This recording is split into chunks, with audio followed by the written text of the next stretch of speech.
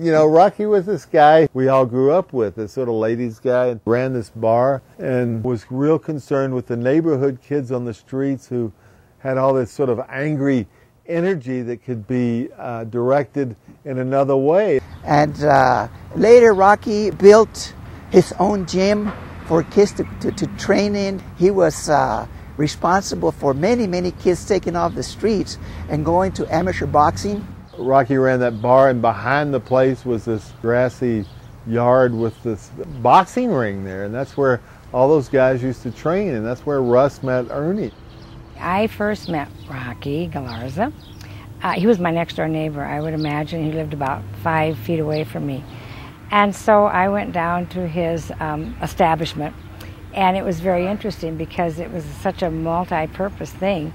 He had his bar and grill, and the nightlife, which goes till 2 o'clock at night. But by 5 o'clock every afternoon, here would come the kids in, and he'd practice with them from 5 to 8 every evening in the back of his establishment. And then on Saturdays and Sundays as well. During the time that Russ was in El Paso as assistant coach at UTEP, he found out about the Rocky. He actually used Rocky's gym as an escape from the day-to-day rigors of coaching NCAA college basketball. And it was at that time that, you know, he formed a very close relationship with Rocky Galarza. And actually, Rocky became his boxing coach. And this was a place where Russ really felt that he could kind of just blend in with all the other young people that were training under the guidance of Rocky Galarza. I believe that there's no person I know of that had as a tremendous impact in this, particularly in this area, than Rocky Galarza with kids. And he was always talking about the kids, always trying to save them, especially from these barrios. Rocky's mission was to save the children from all the bad elements, the drugs, the crime, and he wanted to keep them occupied. The ones who fell under Rocky's guidance can give you some phenomenal history about Rocky, of how he touched their lives. I met Ernie through Rocky, of course, but Ernie started with Rocky when he was like 8 years old. And he went through a lot of discipline training, I'll use that term, with Ernie, because he was such a live wire. Me and Rocky, we met actually through my baseball coach. And he introduced me to Rocky, and from then on, it was history. We just hit it off, and Rocky was just the right coach for me.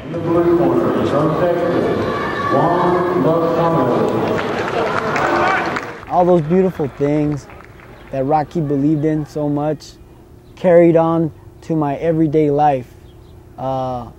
It wasn't just in boxing. I was a hard worker at home, in school. It changed my outlook on a lot of things. It wasn't the same. It kind of humbled me. Boxing humbled me in a sense.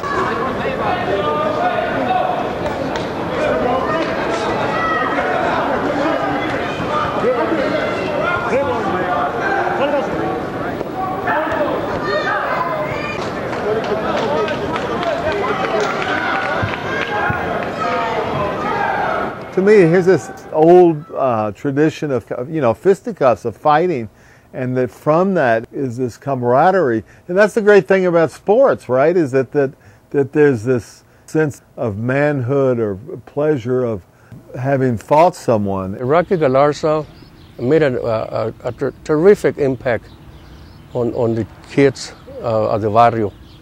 You talk to Ernie and you talk about his family, you talk about his memories of Rocky, you talk about his real sense of being a paseño, of his sense of being rooted here, and to me it's real holy. I remember when he passed away, he was training me for a minor world title, and I came down here to train. My previous fight with the same opponent, we had fought with another trainer, and I said, there's something missing here. So I came back to Rocky and I said, Rocky, I I can't do it. I need you. I need you. I need your ways again, man. These guys are trying to change me. And I need you to, and me to work together to get to where we want to get. He said, let's do it, son. And we trained so hard. It was vivid in my memory, man. And we went in there. The first round, the guy comes out wailing. It was tough. At the end of the round, I managed to drop a beautiful punch in there, and it dropped him a beautiful, beautiful punch. And after that, you know, I dropped him 2-3 times, and the referee finally stopped the fight. And you know, for the first time, Rocky could say, from all his hard work, that he had his world champion, because that was his dream. It was a world title that we had, and we beat a very worthy opponent. And soon after that, he got murdered. And when they let me know about the bad news, they called me. My house in Las Vegas, I was living at the time, and they told me about it. And I couldn't believe it. I was like, oh, come on. I just couldn't believe it. I couldn't swallow it. And later it hit me that it was real. He was gone. I really feel that Ernie owes his place where he's at in life right now to Rocky's training and discipline and his start. Together we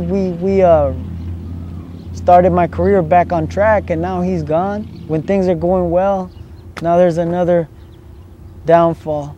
But I started thinking of all the beautiful things that he taught me.